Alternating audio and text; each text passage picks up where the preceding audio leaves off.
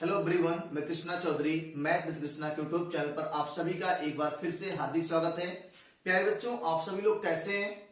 आशा और उम्मीद है कि आप सभी लोग बहुत अच्छे होंगे और अच्छे से पढ़ाई का एंजॉय कर रहे होंगे। तो प्यारे बच्चों, हम लोग आज की इस क्लास में, महत्वपूर्ण क्लास में, एसएससी जीडी और सुपर टेट के प्रैक्टिस सेट नंबर 2 पे बात करेंगे। एक प्रैक्टिस सेट हमने 20 क्वेश्चन, आपके पता है कि एस्टेट में 20 आते हैं, एसएससी जीडी में 20 आते हैं। हमने उस लेवल पे एक प्रैक्टिस सेट हल किया, 2 पार्ट में 20 क्वेश्चन को हल किया है। आज की इस क्लास में प्रैक्टिस सेट नंबर 2 पे बात करेंगे। तो जो बच्चे चैनल पे नए बने हैं, चैनल को सब्सक्राइब कर लीजिए, साथ में घंटी वाला बटन दबा लीजिए और वीडियो को अधिक से अधिक शेयर कर दीजिएगा, जिससे हम जब आपसे जुड़े तो आप अधिक से अधिक मात्रा में, अधिक से अधिक संख्या में हमसे जुड़ने का प्रयास करें। ठीक है प्यारे बच्चों, तो आइए आज की इस महत्वपूर्ण क्लास के पहले सवाल पे आपसे बात करते हैं। प्यारे बच्चों, आज की इस महत्वपूर्ण क्लास का पहला सवाल है प्यारे बच्चों,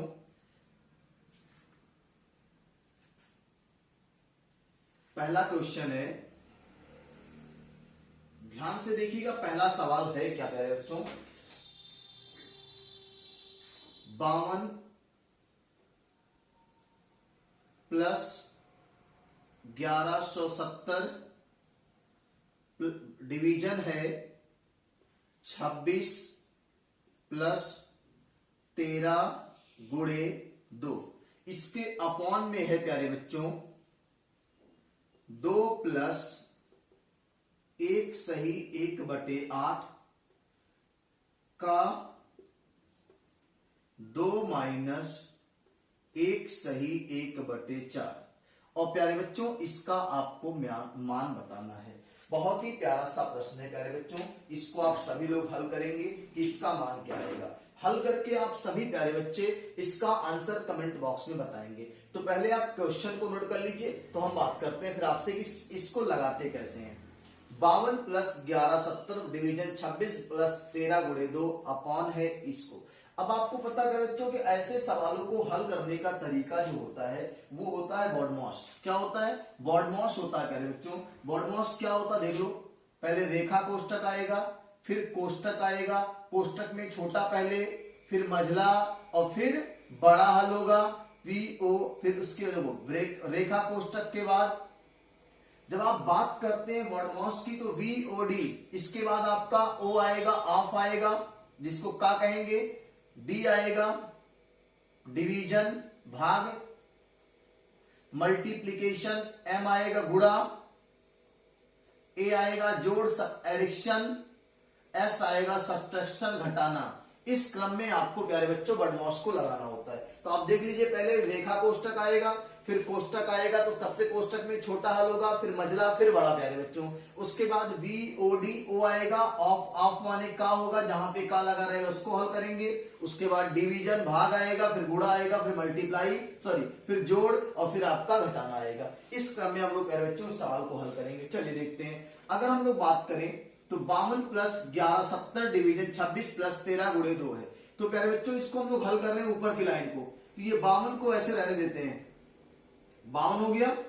अब ये 1170 में प्यारे बच्चों 26 से भाग करके आप बताइए क्या आएगा। सभी प्यारे बच्चे कमेंट करके बताएंगे कि 1170 में 26 से भाग लगाएंगे प्यारे बच्चों तो क्या आएगा। सभी प्यारे बच्चे कमेंट करके आंसर दीजिए। डिवीजन 26, तो ये प्यारे बच्चों 45 आएगा। क्या आएगा? 45 आएगा। 1170 में 26 से भाग लगाएंगे 45 आएगा और 13 दूनी 26, यहां पे हो गया 26, ऊपर अंश में हो गया प्यारे बच्चों। अब हर में आ जाते हैं। हर में देखो प्यारे बच्चों, पहले का वाला हल होगा। क्या होगा? का वाला। तो देखो ध्यान से, आपने सवाल लिख लिया होगा, हम यहीं पे हल कर दे रहे हैं। का मतलब गुणा होता है। क्या होता है? गुणा होता है। अगर ये का मतलब गुणा होता है प्यारे बच्चों, तो आप बताओ, मैं यहां नीचे लाइन लिख देता हूं। 2 प्लस 8 एक कम 8 एक 9, 9/8 गुना 2 और माइनस 4 एक कम 4 एक 5/4। अब बताओ, यहां से 2 से कट जाएगा, 2 चौक 8 हो गया। अब इस पूरे सवाल को यहां देखो, ऊपर वाले को प्यारे बच्चों जोड़ लेते हैं तो 5 2 7, 7 6 13 के 3 हासिल 1, 2 4 2 6 2 8 और 1 9, 93 आएगा प्यारे बच्चों ऊपर।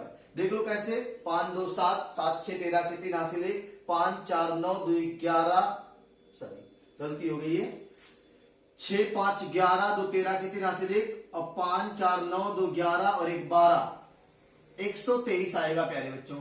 अब नीचे वाले को हल करना है, 9/4 यहाँ है, 5/4 यहाँ है प्यारे बच्चों। तो आप सबको पता है कि अगर यहाँ हर में 4 4 है तो 9 से 5 गया 4, और 4/4 माने 1, और 2 प्लस, देखो इसको हल करोगे नीचे वाले को 2 + 1 आएगा, 9 से 5 गया 4, नीचे भी 4, 1 आ गया, यहां लिख दो 3, और 123 में प्यारे बच्चों 3 से भाग लगाओगे तो 3 चौक 12 आएगा, 3 एक कम 3 आएगा, और इस पूरे सवाल का आंसर प्यारे बच्चों आएगा 41। नोट कर लीजिए, इसका आंसर आएगा 41 प्यारे बच्चों, नोट कर लीजिए इसको। हम लोग अगले महत्वपूर्ण प्रश्न पे बात करते हैं।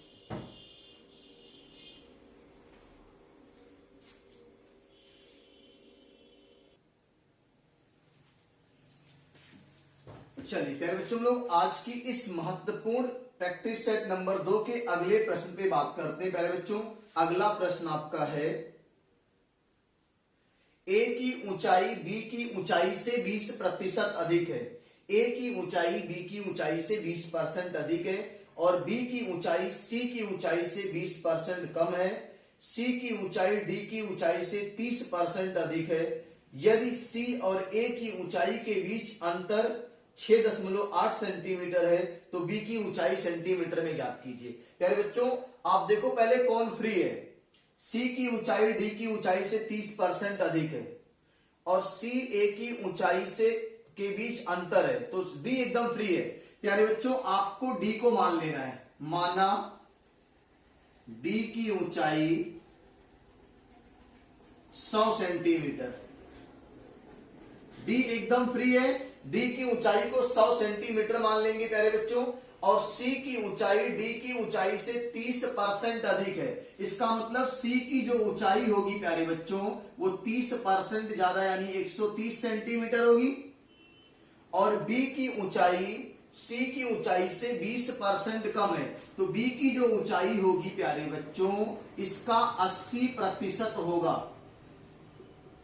तो 13 8 104, ये 104 सेंटीमीटर हो जाएगा, और ए की ऊंचाई बी की ऊंचाई से 20% अधिक है, तो प्यारे बच्चों ए की जो ऊंचाई हो जाएगी वो आपकी बी से 20% ज्यादा है, तो 104 गुणे 120/100 करेंगे प्यारे बच्चों।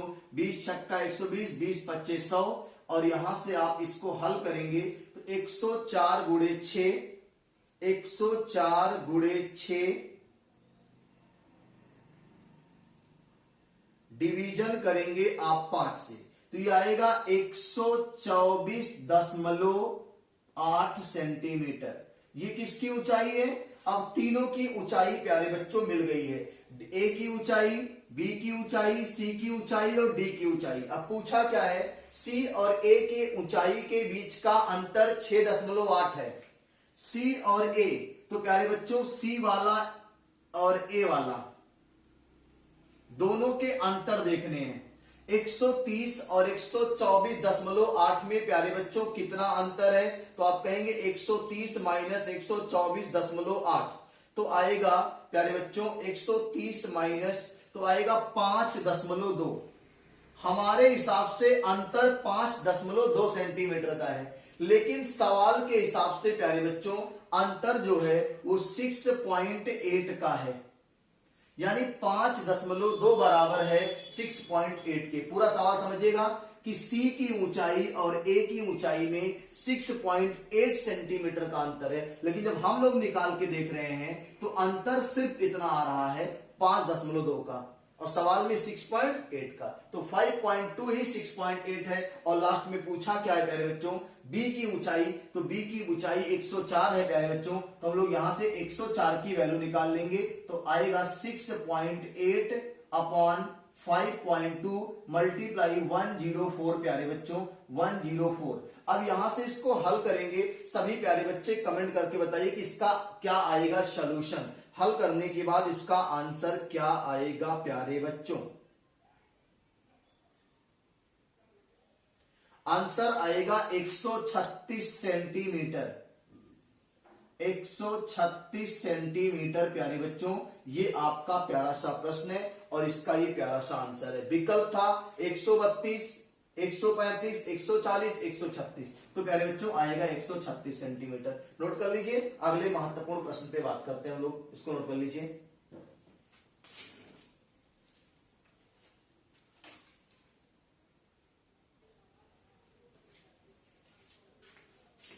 चलिए प्यारे बच्चों, अगले महत्वपूर्ण प्रश्न पे बात करेंगे। आज के प्रैक्टिस सेट नंबर 2 का तीसरा प्रश्न है प्यारे बच्चों। एक वस्तु को 388 रुपए में बेचा जाता है तो 3% की हानि होती है। यदि वस्तु को 8% के लाभ पर बेचा जाता तो इसका विक्रय मूल्य कितना होता प्यारे बच्चों।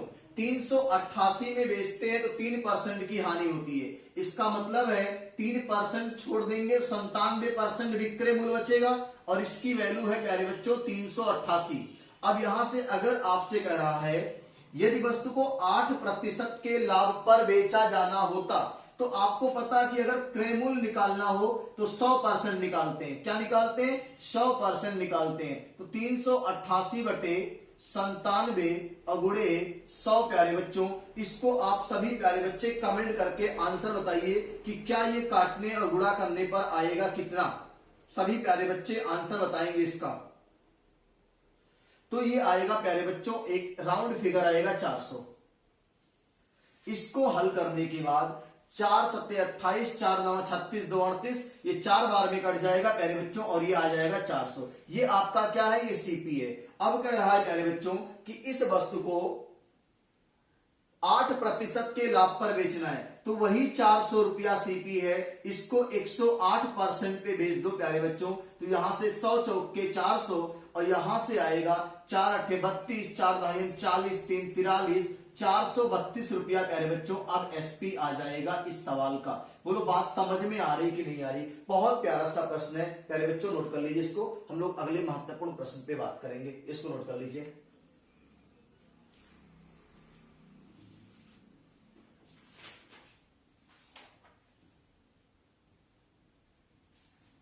चलिए प्यारे बच्चों, अगला आज की इस क्लास का महत्वपूर्ण प्रश्न अगला है। Question number practice set number 2 का चौथा प्रश्न होगा प्यारे बच्चों।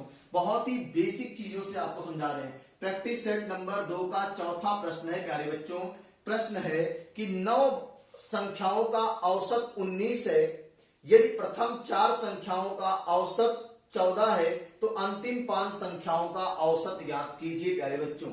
अब देखो प्यारे बच्चों, मैंने आपसे पहले क्लास में भी कहा था कि औसत जो होता है वो होता है योग बटे संख्या। औसत क्या होता है? योग बटे संख्या होता है प्यारे बच्चों।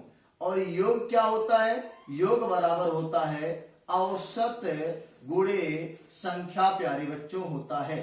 अब आपसे कह रहा है कि 9 संख्याओं का औसत 19 है, तो 9 संख्याओं का योग क्या होगा? 9 का योग प्यारे बच्चों औसत गुणे संख्या 9 गुणे 19 होगा प्यारे बच्चों। अब आप सभी लोग बताएंगे गुणा करके कि कितना आएगा।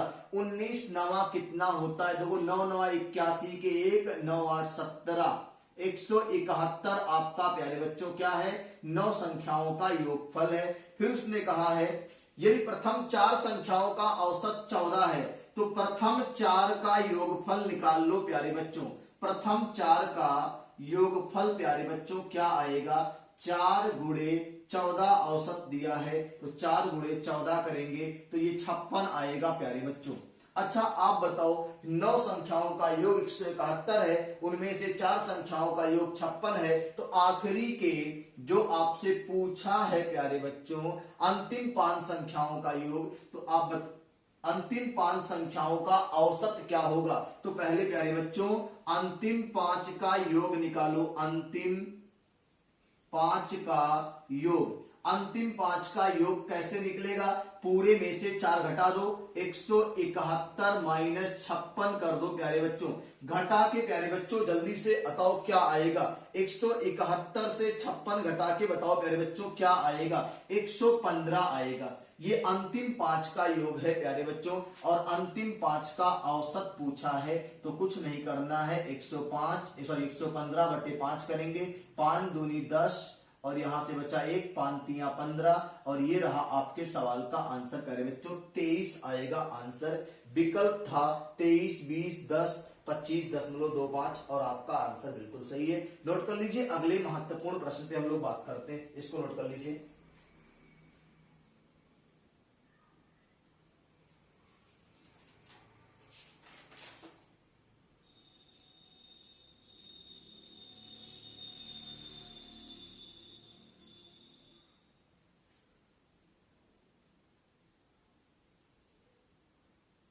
चलिए प्यारे बच्चों, अगला महत्वपूर्ण प्रश्न है पांचवा, आज के प्रैक्टिस सेट नंबर 2 का पांचवा प्रश्न है प्यारे बच्चों। बहुत ही प्यारा सा प्रश्न है। अगर क्लास आपको समझ में आ रही प्यारे बच्चों तो एक बार वीडियो को बहुत जबरदस्त तरीके से शेयर कर दीजिए, अपने सभी फ्रेंड को इस वीडियो को शेयर कर दीजिए प्यारे बच्चों। आज की इस प्रैक्टिस सेट नंबर 2 का पांचवा प्रश्न ले रहे हैं प्यारे बच्चों। बहुत ही प्यारा सा प्रश्न है, देखो ध्यान से। वर्क एंड टाइम का सवाल है। क्या कह रहा है प्यारे बच्चों कि एक निश्चित कार्य को पूरा करने के लिए 20 व्यक्तियों को दिन में 8 घंटे कार्य करते हुए 15 दिनों का समय लगता है। उसी कार्य को 4 दिनों में पूरा करने के लिए 60 व्यक्तियों को प्रतिदिन कितने घंटे काम करना चाहिए। ये एमडीएच का सवाल है प्यारे बच्चों। M1 D1 T1 upon W1 बराबर M2 D2 T2 upon W2। M मतलब आदमी, मतलब काम करने वाला, D माने दिन, T माने समय, W माने काम। आओ प्यारे बच्चों देखते हैं पहले कितने आदमी थे। 20 आदमी थे। उसके बाद 8 घंटे काम कर रहे हैं, 15 दिन का समय ले रहे हैं। बाद में कितने आदमी हैं, 4 दिन में पूरा करना है, दिन 4 है। 60 व्यक्ति, घंटे का पता नहीं है, T2 का पता लगाना है। काम वही है तो काम बराबर है। अब जो कुछ कट रहा है, 15 चौके 60 है, 4 दूनी 8 है, 2 दूनी 4 है, 2 दाहियम 20 है। T2 बराबर प्यारे बच्चों आ रहा है 10 घंटे। क्या आ रहा है, 10 घंटे। विकल्प है 11, 12, 9, 10। तो प्यारे बच्चों बिल्कुल आपका राइट आंसर आएगा 10 घंटे। इसको आप नोट कर लीजिए, आपके इस प्यारे प्रश्न का ये जवाब है प्यारा सा। नोट कर लीजिए। अगले महत्वपूर्ण प्रश्न पे आते हैं। ये एमडीएच फार्मूला बहुत काम का है। अगले महत्वपूर्ण प्रश्न पे आते हैं प्यारे बच्चों। अगला महत्वपूर्ण प्रश्न आपका है,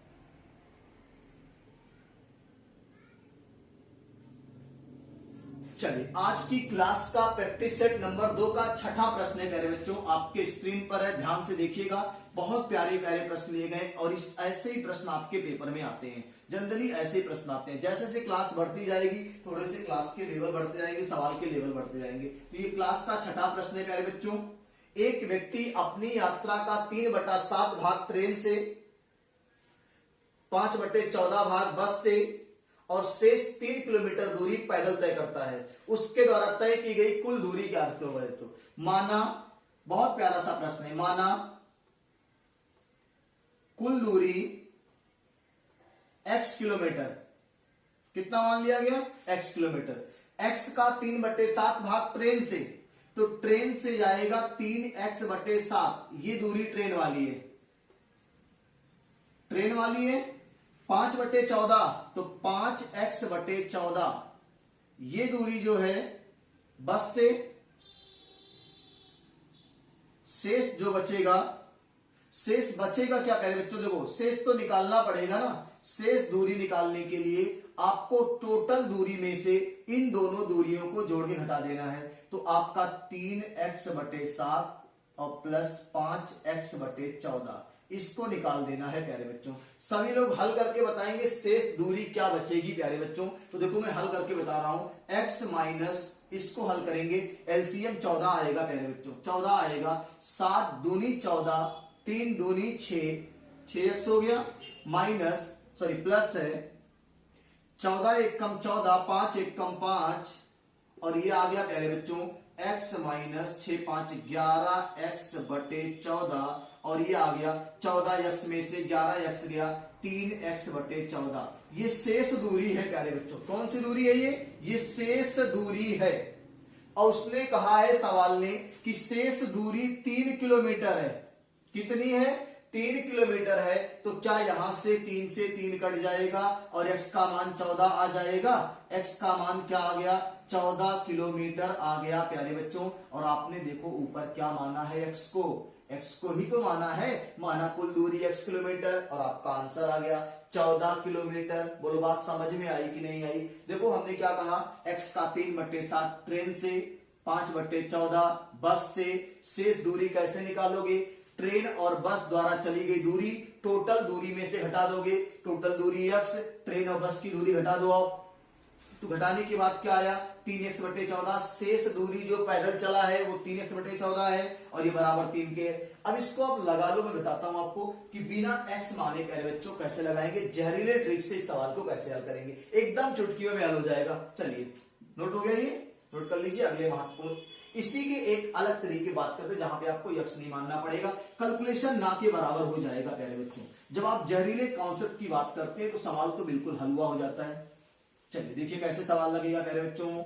यहां देखो कह रहा था कि 3/7 भाग ट्रेन से, 3/7 ट्रेन से, और अगला है 5/14 बस से, शेष पैदल, शेष किससे, ये पूरा सवाल है प्यारे बच्चों। अब आप देखो कुल दूरी क्या मानोगे, माना कुल दूरी क्या मानोगे, 7 यहां है 14 यहां है, एलसीएम मान लो 14 किलोमीटर। कुल दूरी क्या मान रहे हैं हम लोग प्यारे बच्चों, 7 और 14 का एलसीएम मान ले रहे हैं 14 किलोमीटर। इसलिए मान रहे हैं कि जिसका आसानी से 3/7 निकल जाए, 5/14 निकल जाए। अगर कुल दूरी 14 किलोमीटर है प्यारे बच्चों, देखो कितना आसान है, तो 14 किलोमीटर का 3/7 हिस्सा जो जाएगा वो 6 किलोमीटर होगा, और ये किससे जाएगा, ट्रेन से। और 14 किलोमीटर का 5/14 हिस्सा जाएगा, यानी 5 किलोमीटर किससे जाएगा, बस से जाएगा। अच्छा बताओ दोनों को मिलाने पर कितना किलोमीटर गया, 11 किलोमीटर गया कि नहीं गया। 6 और 5 11, किससे, ट्रेन और बस से चला गया प्यारे बच्चों। अगर कुल दूरी 14 किलोमीटर है और 6 और 5 11 किलोमीटर ट्रेन और बस से चला गया, तो बताओ शेष दूरी कितनी आएगी, शेष तो 3 ही आएगी ना। 14 कुल माने थे, 11 चला गया, बचा कितना, 3, और सवाल में भी 3 की वैल्यू 3 ही दिया है, तो 1 की वैल्यू 1 आएगी, तो 14 की वैल्यू प्यारे बच्चों 14 किलोमीटर ही तो आएगी। बोलो बात समझ में आई कि नहीं आई? अगर आ गई है तो वीडियो को आप लाइक कर लीजिए, शेयर कर दीजिए और अधिक से अधिक बच्चों तक इसको पहुंचाइए, सब्सक्राइब करवाइए, जिससे ये परिवार आपका मैथ विद कृष्णा का बढ़ता रहे। ठीक है, नोट कर लेते हैं, अगले महत्वपूर्ण प्रश्न पे बात करेंगे, इसको नोट कर लीजिए।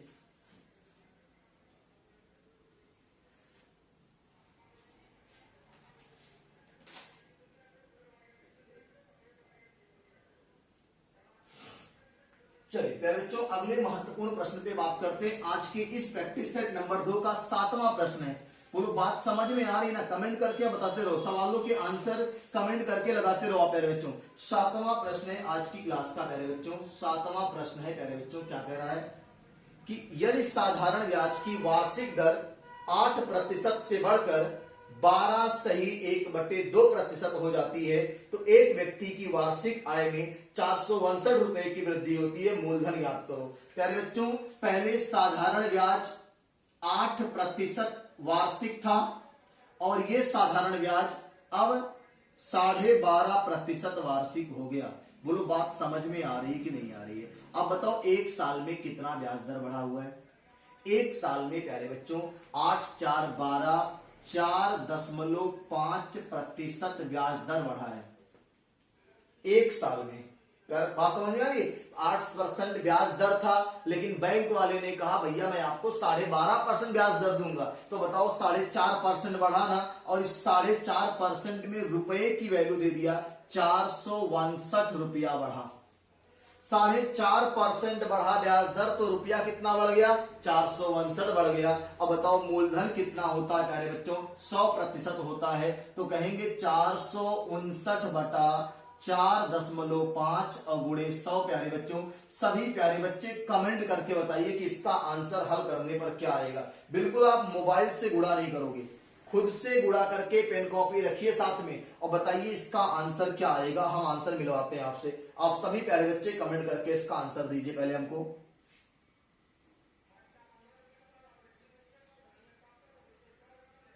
10,200 प्यारे बच्चों, क्या आपका यही आंसर आ रहा है? 10,200 रुपए प्यारे बच्चों मूलधन था। क्या सबका प्यारे बच्चों यही आंसर आ रहा है? नोट कर लीजिए, बहुत ही प्यारा सा प्रश्न है प्यारे बच्चों। अगले महत्वपूर्ण प्रश्न पे हम बात करते हैं आपसे प्यारे बच्चों।